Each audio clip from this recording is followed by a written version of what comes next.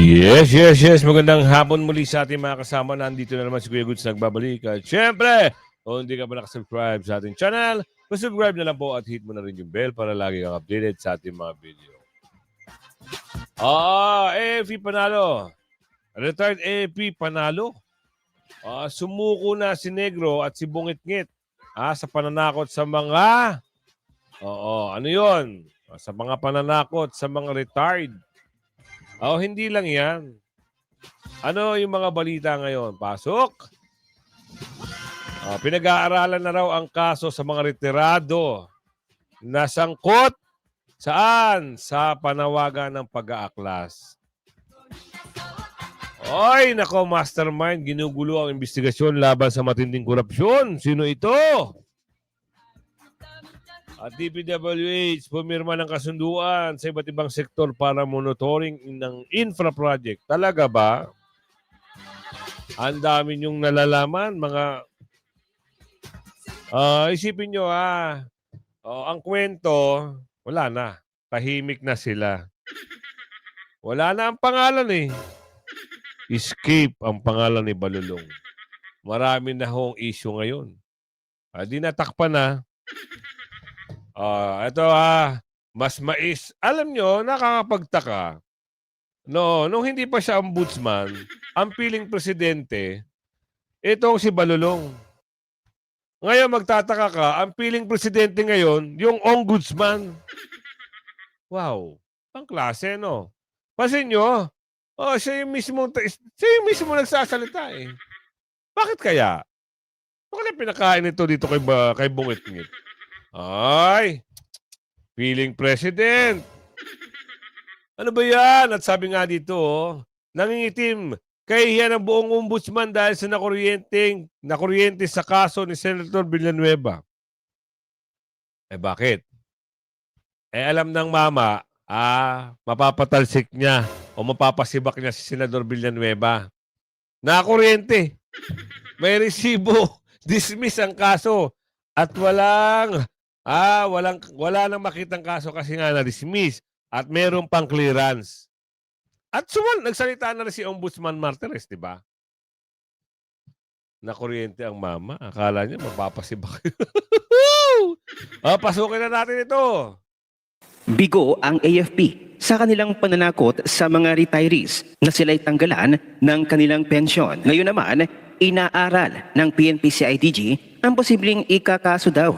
This time, sa lahat daw ng nanghihikayat na makialam ang AFP. Kasama na doon yung mga retirees na pinupunta. Wait lang Ito na naman tayo. Di ba sinabi na nga yan ni Bungit-ngit na wala siyang alam dyan. Hindi niya sinabi yan. Yung pensyon na yan, kung ano man yan. Bakit kayo nagsasalita ng ganyan? Tapos kayo nga, pinag-aaralan nyo pa. Pinag-aaralan nyo. Ang alin na naman. Yung marimar naman, hindi na kayo natapos. Pati ba naman politika, pinasok nyo pa? Hindi na kayo nakontento sa sahod nyo? Oo, mama. Boy Negro. Oo. Matatapos na ho ang termino ng amo mo. Huwag ka masyadong madaldal. Sabi ni Aling Ledesma. Baka may bala ka rin. Tumakbo sa politika. Huwag ka muna siya masyado. Kasi masisira ang karera mo kung may bala ka. Dahil maraming galit kay Bungit-ngit. Tahimik ka lang. Gawin mo lang yung dapat na trabaho mo at huwag kang papasok sa anumang politika. Walang partisan. Di ba sabi nga, non-partisan. Para fair ang laban, sabi ni Aling Ledesma. Oo. Ganun ang gawin mo. Kasi nakakapagtaka eh. Meron kayong boses ngayon eh. At lumalabas at bumoboses talaga kayo ngayon. Ngayon pag-aaralan nyo pa kung anong pwede ikaso. Saan? Hindi lang daw sa mga retired o active. Pati daw sa mga individual na nagsasalita. Pero hindi naman daw yung aktong boses na sinasabi. Ano yung kakaso nyo kung hindi naman aktong boses na nananawagan? May marimar naman, gamitin nyo nga yung... ano yung kakaso nyo? Wala namang panawagan. Meron kayong naririnig na boses doon sa mga retired. Walang nananawagan. Nire-reactionan lang. Bakit masyado kayo apektado? Pag binabati ko sa mga Duterte, wala kayong pakialam. Oo. Pag amo nyo na agrabyado, ngaw-ngaw kayo ng ngaw-ngaw. Pansinin nyo sila. Di ba? Totoo? Tuloy. ng AFP. Ayon sa post ni Attorney Trixie Cruz Angeles, bigo ang AFP sa kanilang pananakot sa mga retirees na i-host ang kanilang pensyon. Mali talaga yon kasi wala namang jurisdiction ang AFP sa mga retirado na, maliban lang sa pag-release ng mga retirement benefits. Pero hindi pa sila tapos. Ngayon naman, inaaral ng PNP-CIDG ang posibleng ikakaso. This time sa lahat daw ng nanghihikayat na makailam ang AFP, kasama dun yung mga retirees na pinupunteriya ng AFP. Aminado si AFP Romeo Bronner na hindi man eksakto ang mga salita ng mga pinaiimbestigahan, hindi daw ikabubuti ng bansa ang involvement ng AFP. Nangangamba kaya sina General Bronner na matesting ang probisyon ng saligang batas na nagsasabing ang AFP ang tagaprotekta sa taong bayan, o di lang talaga sila sigurado sa kanilang mga sundalo at opisyal? Kaya nga natatakot si General Bronner na kapag umaklas na ang ating mga AFP, mga kasundaluhan, Marines, Navy, ay maaaring maparusahan itong si General Bronner dahil sa mga ghost projects ng AFP. Pero ito ang sagot ng retired AFP General na si Romeo Poquis. For the record, a discreet investigation into the alleged 15 billion ghost infrastructure projects under the TICAS program of the AFP has revealed the following facts. 1. The AFP's role was limited only to identifying project sites, endorsing project locations, and formally accepting completed projects once turned over. All design, engineering, procurement, and construction turnkey bases were handled entirely by the DPWH. All project funds were released by the DBM directly to the DPWH, not to the AFP. While some projects remained unfinished, only completed projects consistent with their approved designs and specifications were accepted by the AFP. It is therefore grossly unfair to portray the AFP, its officers and soldiers in general, as being equally corrupt as certain elements in Congress or DPWH. Let us not be diverted away from the main corruption issues and real crux. On my alleged call for withdrawal of support, I am once again being accused online of inciting to sedition for allegedly asking AFP Chief of Staff General Bronner to withdraw support from President Marcos. Yan na. Galingan nyo kasi. Meron na pa palang nasisilip sa inyo eh. Kaya naman pala, kaya naman pala depensa at todo depensa. Ay, hindi nyo kakayanin. Ito si General Romeo Poquis. Poquis. Baka hindi nyo kayanin. Alam nyo ho, baka siguro talagang malaki ang takot. Kasi bumoboses na ito si General Poquis eh. Sigurado maraming makikisimpatya niyan. Lalong-lalo na yung mga mista. Under ito. Si General Poquis ay retirado. Ibig sabihin, upper class. Upper class ba tawag doon? Oo, senior. Di ba? So, galangan dapat. Ngayon, kung may mga nananawagan, dapat, papakinggan mo lang. May nagtatanong dito, para saan ka ba? Yun ang tanong.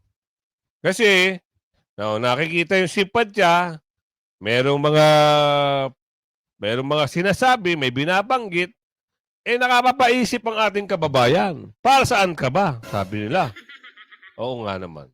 Maski ako, napapaisip ako eh. Diba? May balita, ugong. Meron na ngang dapat matutumbok na eh. Kaso, nilihis yung usapin sa flood control.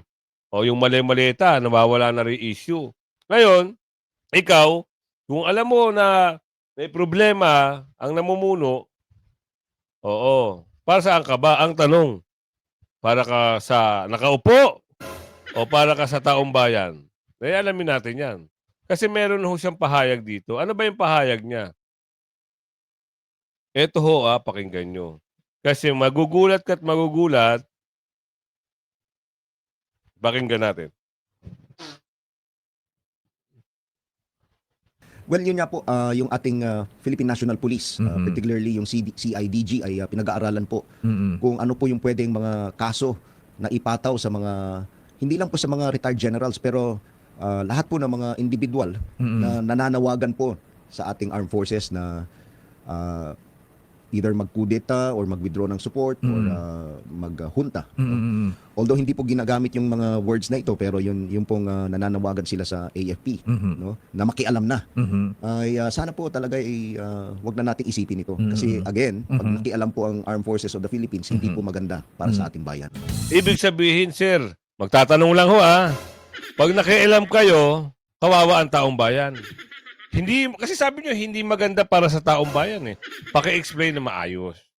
Oo, yung sinabi nyo. Masakit sa tenga ho yun Oo, masakit sa tenga. Kung ang poprotektahan nyo ay taong bayan at nakararami, very good yun. All goods yun. Pero kung poprotektahan nyo at kawawa ang taong bayan at meron kayong poprotektahan, hindi maganda. Sabi ni Aling Ledesma ganito, makinig kayo. Kasi merong mastermind, ginugulo ang investigasyon. Meron mga ganon. Ano yan, Kuya Goods? Nagsalita na ho si Senador Alan Peter Cayetano patungkol dito. Kita nyo naman, yung investigasyon sana na maayos na yun ng Blue Ribbon. Pero sa pamumuno, si Senador Marcoleta. Ang problema, nang himasok itong mga nagmamagaling, iba ang meaning ng magaling sa nagmamagaling Iba ang magaling sa marunong, 'di ba? O magaling sa nagmamarunong. Ano 'yung Senador Peter Alan Cayetano? Gusto namin maliwanagan. Mastermind. Sino ba talaga ang mastermind at sino ang nanggugulo? Habang ginugulo ito ng mga mastermind, sila'y nakakawala. Isipin niyo po, no? Kung unang araw na sinabi ng Pangulo, mahiya naman kayo, tinignan na kaagad kung ano yung ghost, kinasuhan na kaagad yung 3, 4, 5 contractor na siguradong may ghost, hindi na nagkaroon ng circus. Hindi na nakabuelo na kung ano-ano ang sinasabi ng ibang mga witness. Ano ba in-expect natin? Pag yung ng 1 milyon ninakaw gagastos yun para hindi mahuli. Yung tens of billions, maybe hundreds of billions ang ninakaw, guguluhin talaga nila to. Bago siya maging ombudsman, naniniwala ako gusto niya ng tunay ng pagbabago. Marami akong issues na hindi agree sa kanya, but I see his sincerity na gusto niyang parusahan ang dapat parusahan. Unfortunately, parang naging circus nga, palakasan ng palakpak. And we know that there are certain people who are against Joel, who are against the minority. So, habang ginugulo ito ng mga mastermind, sila'y nakakawala. Isipin niyo po, no? Kung unang araw na sinabi ng Pangulo, mahiya naman kayo, tinignan na kaagad kung ano yung ghost, kinasuhan na kaagad yung 3, 4, 5 contractor na siguradong may ghost, hindi na nagkaroon ng circus. Hindi na nakabuelo na kung ano-ano ang sinasabi ng ibang mga witness. Ano ba in-expect natin? Pag yung ng 1 milyon ninakaw gagastos yun para hindi mahuli. Yung tens of billions, maybe hundreds of billions ang ninakaw, guguluhin talaga nila to. So, ako, tinawagan ko si Senator Joel kanina, sabi ko, brother, ito ay blessing, ito ay opportunity. Bakit? Kasi klarong-klaro to May order na tanggalin ka, na reverse, na dismiss yung kaso, very clear, wala kang pending na kaso sa ombudsman. Tama. So, ako tingin ko talaga mali ang naibigay kay Ombudsman Remulla. And I hope he will clarify that. And this is not an issue just for the minority. Kung nangyari to kay Risa Ontiveros o nangyari to kay Ping Lacson, kahit nasa minority ako, tatayuan ko to Bakit? May systematic na attack sa Senate, Di ko sinasabing santo ang mga senador. Kahit po sa mga santo, may Judas. Di ba? Sa apostles, may Judas. Hindi pinagtakpan ng ibang apostles si Judas. So wala kaming pagtatakman sa Senado. But we all know, di ba na may People's Initiative, gustong buwagin sana ang Senado. We all know na habang ginagawa tong People's Initiative, binubuo pala tong scam na to, hindi lang sa flood control. Pa isa-isa lumalabas, di ba? Na may pondo pala sa LTO. May pondo pala si SILG mismo na birthday ngayon. Binabati din natin siya happy birthday. Ano sinabi niya? And I thank him for that. Sinabi niya may 500 million na intelligence fund na nilagay sa kanya na si Mr. Zaldico daw naglagay. Di ba? So, eyes on the ball tayo. Ang liligawin tayo ng mga mastermind. Di ba? Kasi nga, big news. Philippine Senator, ganito. Another Senator, ganito. Congressman, ganito. Ganyan. Nadidistract tayo napapainan tayo ng gusto. Di ba? That's why I welcome ang pagbalik ni Senator Lacson. Pero dalawa lang hiningi namin. Klarong direction, papunta ba tayo sa mastermind o lahat na lang ng ituro, di ba? Lahat na lang ng ano, at saka yun nga, bakit pagka oposisyon, insertion. Pag administrasyon, amendment. Pag oposisyon, credible yung witness. Pag administrasyon, hindi credible, the same witness. So napaglalaruan tayo and I'm fed up with being played around with, di ba? Hindi ako tumanda sa public service at sa politika para paglaruan ng mga korap. So sana magkaroon ng opposition administration na pag-uusap on how to address this corruption issue. Sa maraming bansa na nayuyugyug ng matinding krisis, nagkakaroon po yan ng mix na cabinet or coalition government. Hindi kami humihingi ng pwesto sa kabinete. Ang hinihingi natin, maging patas. So halimbawa, representative ng opposition sa ICI. Sa lahat ng independent commission na ginawa ni Ferdinand Marcos Sr., meron parating pwede i-recommend ang opposition. So, yun lang po sa akin. Marami tayong pwedeng pag-usapan ng suggestions. Hindi lahat ng suggestion namin ay perfect. Hindi lahat ng suggestion nila ay perfect. Pero dapat ito, administrasyon, oposisyon, nagkakaisa na yung mastermind ay makasuhan, makulong, ang pera mabalik at mabago yung sistema. Yun, Mukhang dapat. hindi yun ang direksyon eh. Mukhang ang direksyon, medyo walisin ang mga oposisyon. So, sana hindi yun ang official na direction. Sir, hindi ba siya political harassment sa inyo in part of the opposition? Let's see, after Ombudsman Remulla sees the documents na pre-provide na rin. Yung iba doon, sa inyo sa media na mismo, lumabas. Yung iba kay Senator Joel, di ba? So sa akin, right now, benefit of the doubt, nagkamali lang. Right now. Pero yun nga, makikita nyo tuloy ngayon, in context ng flood control, na talagang yung iba sa amin ay target talaga. Pero sir, ano Totoo yan. Hindi natin may kakaila kasi iniisa-isa na sila. Nagkamali lang sila ng kinuryente. Nagkamali lang sila ng tinumbok at nakuryente sila. 'Di ba? Wala na palang kaso, may clearance na. So ngayon, kahiya-hiya sa buong ahensya. Sabi ni Aling Ledesma, napala nyo. Kita nyo. 'Di ba? Pati si Aling Ledesma ngayon, nagsalita na. Gigil na gigil siya eh. Gumagawa lang ng kwento, ilihis ang usapin doon sa amo, nasira tuloy ang ahensya. Bakit? Siya ngayon nakaupo eh. At saka nagtataka si Aling Ledesma at si Aling Marie, nag-usap sila kanina. Nagkasalubong sa tindahan. Ang sabi niya, bakit ito ngayon, ang piling presidente? Noong una si Balulong, ang piling presidente. Ngayon, ito na. Siya na ngayon ang tagapagsalita. Aba. Siya ngayon ang nakikita nagsasalita. Kita nyo naman. Nakakahalata si Aling Ledesma at si Aling Marie. Ano ang usapin? Abangan nyo pa sa mga susunod. Napansin nyo na. Unti-unti na ho nawawala ang kwento ni Balulong. Anong sakit ni... May findings na ba sa nagpapagaling na may sakit sa abroad? Meron na ba? Meron na kayo nabalitaan kung ano yung findings at pumunta ng abroad? Oo, kasasabi lang doon may insertion kaya nagtago. Iba't ibang ahensya binigyan ng confidential fund. Magkano? Ay sinabi rito 500M. Laki, di ba? Sorry? Sino ang umaatake sa inyo? Sa Senado? But many, but definitely the mastermind. Hindi ba we've named it many times and of course lumalabas ngayon sa hearing hanggang kay Mr. Jalvico. But wala naman, kayo ba naniniwala kayo hanggang doon lang yon? I don't think there's one mastermind. I think it is a group of people who came together, maybe stumbling into it. Yung latest ko narinig is that nalulun sa sugal sila Bryce at kailangan nila ng pera. So wala naman sa usapan Ghost, napunta sa Ghost, nagustuhan nila, natuto, in-export na nila sa ibang district engineer. That can be true or not. But until now, I have not heard from the DPWH, from the ICI, DOJ, or Ombudsman, a working theory. Napaka-importante sa kahit anong investigasyon ng krimen, ano yung kwento, ano yung narrative, ano yung working theory. Kasi doon mo makikita yung motibo. Di ba? And obviously, we have some people in our minds, but we'd rather the evidence speak for it. Hindi ako naniniwala doon sa mag-name ka muna to follow yung ebidensya. Doon ako sa lumabas muna yung ebidensya, tapos alam na natin kung sino. Di ba? Alam naman na, Senador, alam na kung sino. Kaya nakakahiya, lalong-lalo na dito, pinagtatanggol pa nila, lalong-lalo na yung nangingitim, talagang Alam niyo naman na may nung kinukuberan at tuwan-tuwa siya kasi naging ombudsman siya.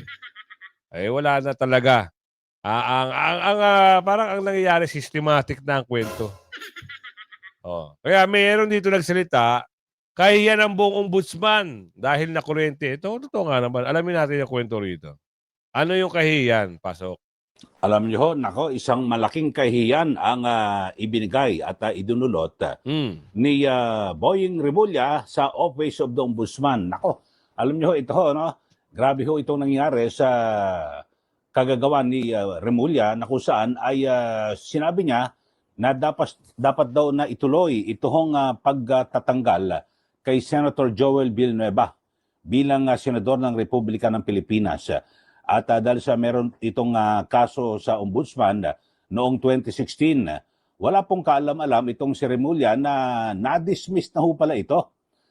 Ito hong kaso ni Senator Joel Villanueva noong 2019. Ito ho, at talagang napakalaking kahihiyan ang ginawa. Dahil sa ang mga dokumento ay mismong naroon lang sa ombudsman. So lumilitaw na kung inutos daw sana ni Rimulya sa kanyang isa sa mga tauhan, ay na-check. At kasi ang sinasabi ho, meron pang ginagawang may ginawa pang parang nagbabangong puri pa itong si Rimulya. At ang sinasabi parang sinikreto raw o surprise secret decision. Diyos ko po buhay ito. Sa tagal ko na ho sa media, mga kababayan, magit sa 30 years. Wala hong ganyan na na surprise, secret decision.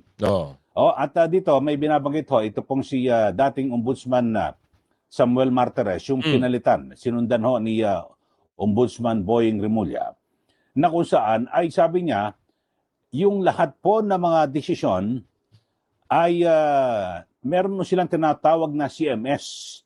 Ito ho yung Case Management System na kung saan lahat po ng mga kaso na nadesisyonan, nandun ho. Meron pong database, tinatawag CMS, Case Management System. Yun ho, at nakalagay ho ron na kasi noong July 2019 ay nagdesisyon po, ito pong si Ombudsman Martires, na ni-reverse niya po yung naunang desisyon ng kanyang sinundan naman na si Ombudsman Conchita Carpio Morales. So yun ho mga kaubayan. At alam niyo ho, dito ho sa mga ganyan, halimbawa nagdesisyon po ang ombudsman, hindi ho pwede kahit sumulat ka sa Senate President, ay hindi ho pwede na biglang tatanggalin na lang ang isang senador. Tama. O congressman. Alam niyo ho ba, ay pagbobotohan pa yan, kailangan 2/3 ng mga senador ang sasang-ayon na ipatupad ang nasabing batas na yan. Yan po yung nasa ating saligang batas.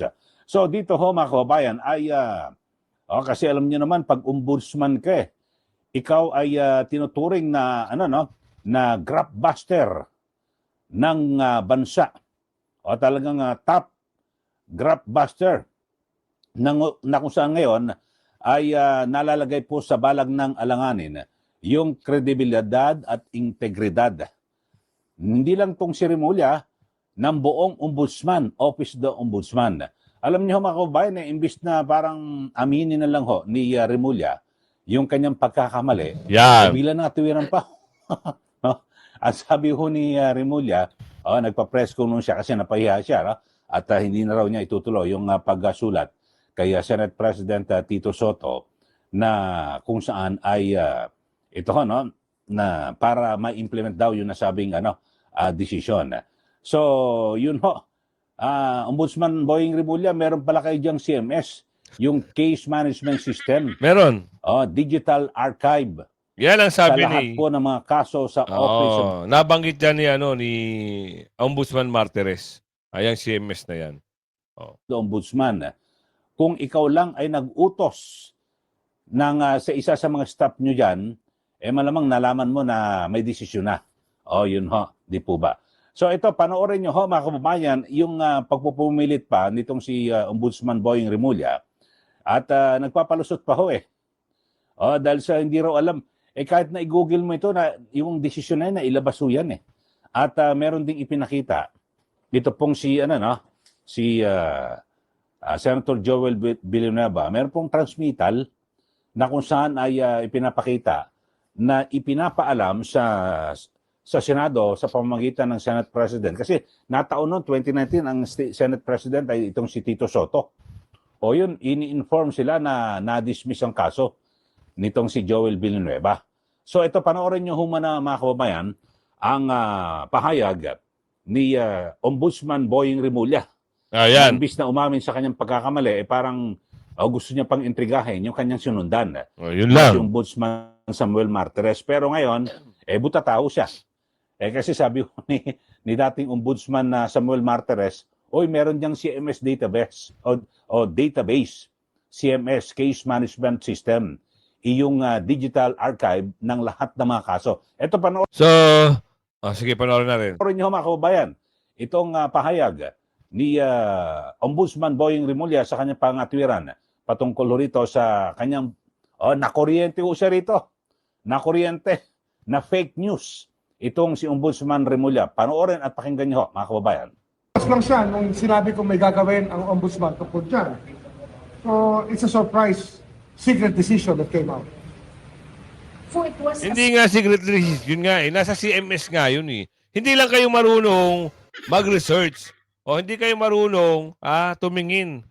Kung binabasa nyo at alam nyo kung ano yung gagawin nyo, hindi sana kayo nakuryente. Sabi doon sa video, nakuryente kayo kaya medyo umalma. Nakakahiya ho. Diba? At sisihin nyo pa na tinago at sinikreto pa ni Ombudsman Martires ang desisyon. Wala nga ho nakita ang probable cause at peke ang mga dokumentong isinumite ng mga kalaban. Yun naman pala eh. Diba? Huwag nyo na i-dribble at kailangang i-shoot ang i-shoot. Merong may mintis din. Oo, hindi lahat perfect. Kahit si Jordan nga, sumasablay. Si Stephen Curry, sumasablay. Huwag laging shoot. Huwag kayong laging panalo. Bilog ang bola, di ba? Sabi, bilog ang bola. Hindi laging win. Meron ding lose. Abangan nyo lang yung lose. Kaya nga sabi Aling Ledesma, wait, there's more. Darating din kayo dyan. Ano kaya yun? Aling Ledesma! Ano yung wait, there's more? 2028? Malamang sa malamang. Diba? Isipin nyo mabuti mga kasama. Yung mga nangyayari ngayon, panahon nila ngayon eh. Sabi nga ng isang tao dyan weather lang. Weather nila ngayon. Medyo presko ang weather nila. Sikat sila ngayon eh. Sila may hawak ng balita dito, balita doon. Sila ang may boses ngayon. Pero, sa kabaligtaran ng pagboboses nila, gigil na gigil ang tao sa kanila dahil ang pangit ng imahe nila. Mantakin nyo eh. Diba? Kahit parang Ben, baluktutin na lang. Hindi pwede. Nag-aral pa kayo ng batas kung babaluktutin nyo. Saan ka nakakita? Sinulat sa libro, buburahin, papalitan, mali. Diba? Hindi pwedeng ganun. Kung ano yung nasulat noon, yun na yun. Depende na lang yan kung re-repasuhin o re-revise. Pero, pinag-aaralan yan. Oo, yung mga ganyang bagay, kaso yun, nagsalita kayo na pwedeng baliin ng, di ho pwedeng baliin ng batas. Kung yan ang natutunan nyo, sa ROPOR, wala hong tinuro yung teacher na ganyan. Baka absent kayo. Nung nagsabi ng professor na, ang batas ay batas. Walang sino makakabali sa batas. Baka absent kayo nun, kaya hindi nyo alam na hindi pwedeng baliin ang batas. Eto, ano naman yung pinagsasabi nito? Pakinggan natin. Yung sinabi ko sa Senate, nung unang kinausap ako ni Presidente, hindi niya sinabi sa akin na depensahan ko ang DPWH. Ang paulit-ulit na sinabi ng Pero halata naman dinedepensahan nyo yung DPWH eh. Diba? Oo. At inutos ba ng presidente mo na pagtakapan mo yung mga nasasangkot sa... Nagtatanong lang kami, sir. Nagtatanong lang kami. Oo. Inutos ba sa'yo na pagtakpan yung Sanpit at si Kulangot? Tuloy. ating Pangulo sa akin, kailangan reformahin natin at baguhin natin ang DPWH. Dahil nga dito sa nakita niya, na binulgar niya na napakalaking korupsyon dito sa mga flood control projects at ngayon. Yun naman pala ipakulong nyo. Bakit ang tagal? Diba? Bakit kailangan pa humantong sa ipagtatago hindi, kung hindi pa nagalit yung mga tao, hindi nyo ilalabas. Pero abangan natin next week kasi sabi nila, isa sa publiko na raw yung ICI investigation. Kung hindi pa umalma ang taong bayan, itinatago nyo. Ano pa inutos sa'yo, boss?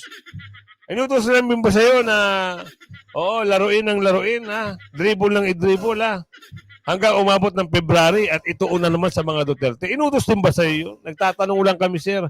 Kaya kung umabot kayo sa video natin ito, hanggang sa muli, pakilagin share, at mag-comment ka dyan. Ano dapat may comment?